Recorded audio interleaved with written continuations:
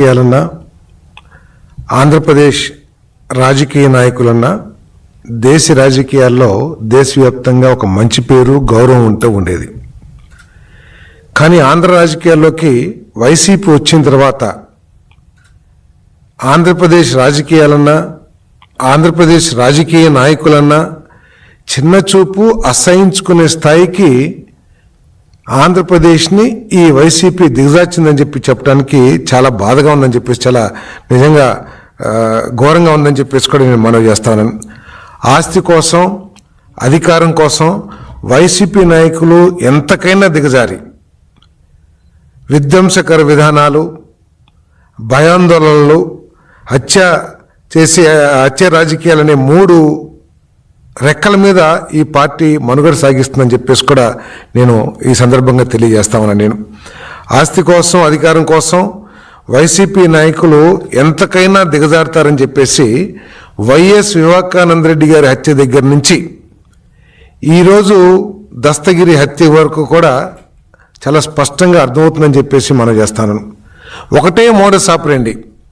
ఆ రోజు వైఎస్ వివేకానంద రెడ్డి గారి హత్య జరిగిన తర్వాత ఎటువంటి నాటకాన్ని రచించారో ఈరోజు కూడా అదే విధమైన నాటకాన్ని రచించి ప్రజల్ని మభ్యపెట్టడానికి, పక్కదారి పట్టించడానికి ప్రయత్నం చేయటం చాలా ఘోరం అని చెప్పేసి కూడా నేను ఈ సందర్భంగా నేను తెలియజేస్తామన్నా. నేను ఏ విధంగా అయితే ఆ రోజు గుండెపోటుతో మరణించారని చెప్పేసి ప్రచారం పెద్ద ఎత్తున చేసి, మరణం తర్వాత మరణం ముందు కూడా ఏ విధంగా వైసీపీ పెద్దలు వివేకానంద రెడ్డి గారిని పరామర్శించారో, లేకపోతే హత్య జరిగిన తర్వాత ఏ విధంగా నటించారో ఈరోజు కూడా అదే విధానం.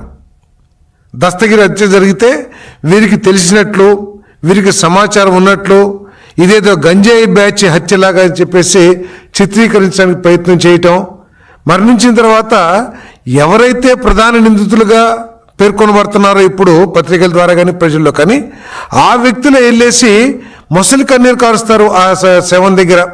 ఇంతకంటే ఘోరమైన నీచమైన రాజకీయాలు ఎక్కడైనా ఏ రాష్ట్రంలోనైనా సరే ఉంటాయని చెప్పేసి నేను ప్రశ్నిస్తా ఉన్నా. నేను ఎందుకంటే 2019 నుంచి 2024 వరకు అధికారాన్ని అడ్డుపెట్టుకుని వైసీపీ నేతలు ఏ విధంగా ఇటువంటి దస్తగిరి లాంటి వాళ్ళని అడ్డుపెట్టుకుని ఆస్తులు సంపాదించారో ఈరోజు దస్తగిరి ఇల్లు పోలీసులు రైడ్ చేసినప్పుడు అర్థమవుతుందని చెప్పేసి కూడా మనం చేస్తాను.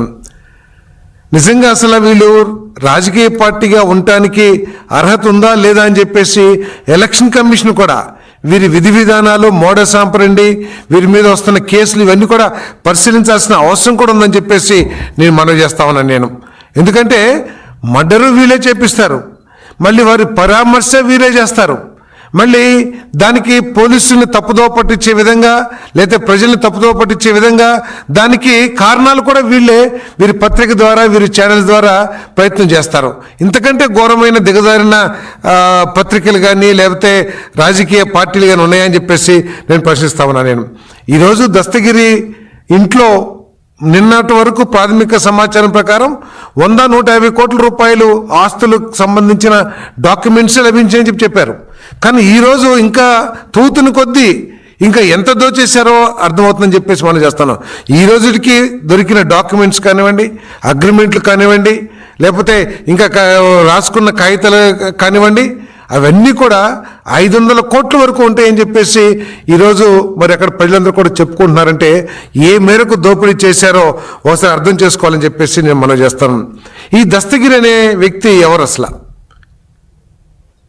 ప్రజలందరూ కూడా తెలియాల్సిన అవసరం ఉంది.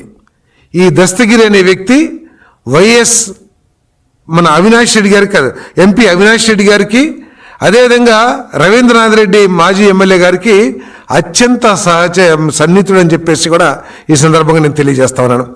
అంతేకాదు తాడేపల్లి పెద్దలకు కూడా ఈయన చాలా సన్నిహితుడు. ఎందుకంటే వారితో ఉన్న ఫోటోలను చూస్తే ఎంత సన్నిహితులో అర్థమవుతుందని చెప్పేసి కూడా నేను మనవి చేస్తా ఉన్నాను. నేను